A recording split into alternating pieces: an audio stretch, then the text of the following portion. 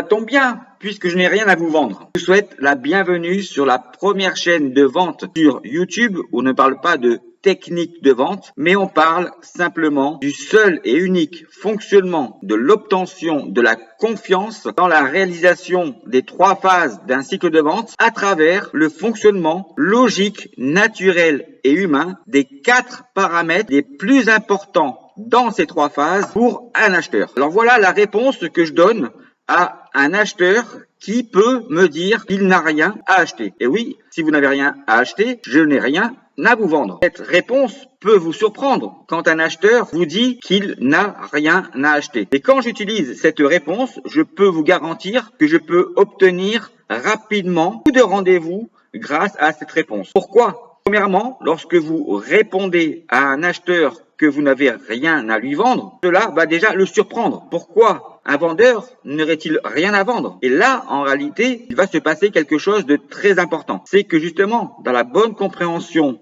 des 3 phases d'un cycle de vente, ce qui est important de comprendre pour définir une vraie opportunité commerciale est de savoir différencier la compréhension d'un besoin et des attentes. Et là, nous ne sommes pas encore dans cette phase de découverte. Et donc, ce qui va se passer, puisque si vous avez vu mes autres vidéos, l'acheteur, quand il peut vous répondre qu'il n'a rien à acheter, se trouve dans une posture dominante hostile. Voir la vidéo que j'ai réalisée pour vous expliquer pourquoi la méthode DISC n'est pas une méthode de vente. Mais ce qui est important, c'est la question que va vous poser votre acheteur suite à votre réponse. Parce qu'à ce moment-là, il va vous répondre souvent par « Ah bon ? Ah bon ? Vous n'avez rien à vendre ? Ah bon ? C'est bizarre. Je n'ai jamais vu un vendeur qui me contactait et qui me dit qu'il n'avait rien à vendre. Ah bon ? » Et donc, ce qui est important dans la construction de la question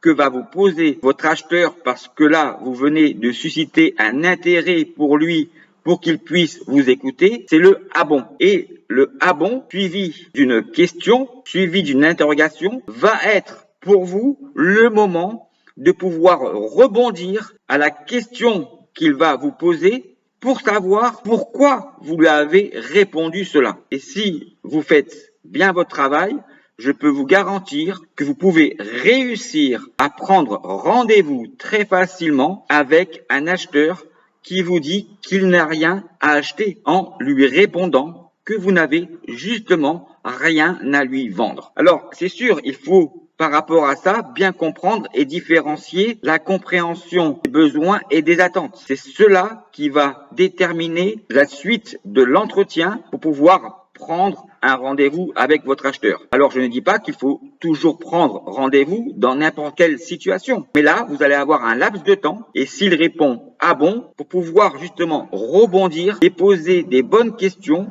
pour savoir si vous allez pouvoir obtenir l'entretien que vous désirez. Je sais que cela peut vous surprendre de pouvoir dire à un acheteur que vous n'avez rien à lui vendre, mais en répondant cela et de bien comprendre que dans l'ensemble d'un cycle de vente et pour éviter de perdre un deal et surtout pour savoir comment vous pouvez le gagner, de bien comprendre qu'il ne faut pas essayer de vendre avant que cela ne soit possible. Ce qu'il faut bien comprendre ici, c'est qu'il ne faut pas essayer de vendre avant que cela ne soit possible. Je vous souhaite à tous et à toutes une excellente journée, de bonnes ventes et n'oubliez pas de prendre soin de vous et des autres. Au revoir.